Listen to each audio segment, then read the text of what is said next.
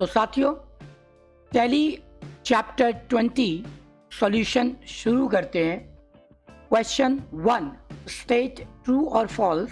1.1, F7 is the key to set bank date in bank reconciliation। तो इसका answer false हो गया, क्योंकि F5 से हम बैंक रिकॉन्सिलेशन डेट सेट करते हैं।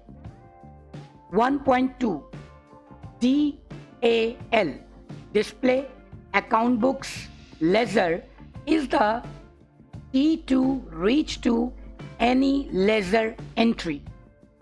ट्रू, आप किसी भी लेजर की एंट्री देखना चाहते हैं तो आप display account books ledger DAL से देख सकते हैं। 1.3, we can create fixed assets entry in purchase voucher। True, अब हमने सीख लिया है कि टैली की कुछ सेटिंग्स को एक्टिवेट करके हम एक्सपेंस फिक्स असेट्स की एंट्री परचेज में और इनकम की एंट्री सेल्स वाउचर में कर सकते हैं।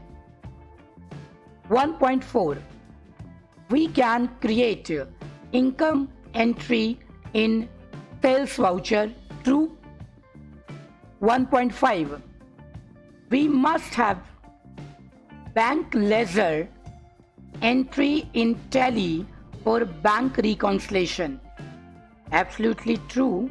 अगर बैंक की एंट्री नहीं होगी, चेक की एंट्री नहीं होगी, तो ऐसे में आप बैंक रिकॉन्सिलेशन नहीं कर सकते हैं, उसकी कोई आवश्यकता होती ही नहीं है। साथियों, क्वेश्चन नंबर 2 की ओर बढ़ते हैं। MCQ 2.1, which is the key to set bank date for bank reconciliation। ऊपर हमने चर्चा की थी। F5 B ऑप्शन सही जवाब। 2.2, which key you will press to allow fixed assets entry in purchase voucher। F12 B option सही होगा। जब आप गेटवे ऑफ टैली पर होंगे, आप F12 का चुनाव करें, वहां से वाउचर एंट्री में जाएं और बताए गए ऑप्शन को आप यस पर सेट कर दीजिए।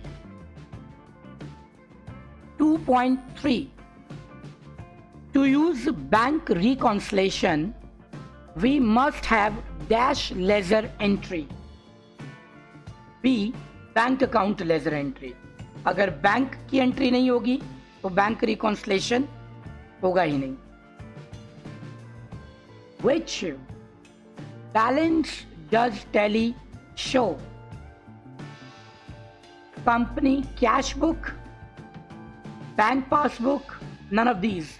Option A, Tally software company का कैश बुक बैलेंस शो करता है। Next 2.5, where can we see fix assets in purchase all entry. अगर आप फिक्स असेट्स की एंट्री परचेज वाउचर में करते हैं तो वो सारी एंट्री आप कहाँ देख सकते हैं? Option C, both A and B। That means display के डे बुक में तो आपको हर प्रकार के वाउचर की एंट्री दिख जाती है। साथियों, क्वेश्चन नंबर 3 का answer 3.1, write the steps to use bank reconciliation. ये आपको करना है।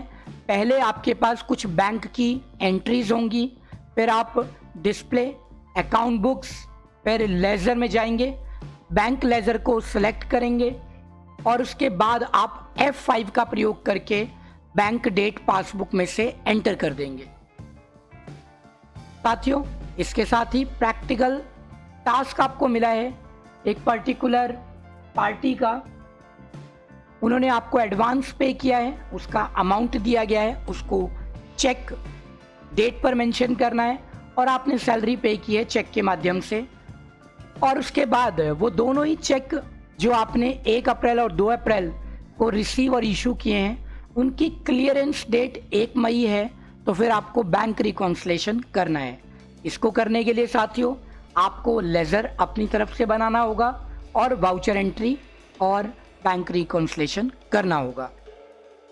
तो मैं जानता हूं कि आप अपनी टैली को एंजॉय कर रहे हैं, तभी आप ये वीडियो देख रहे हैं। आगे इसे देखते रहिए। धन्यवाद।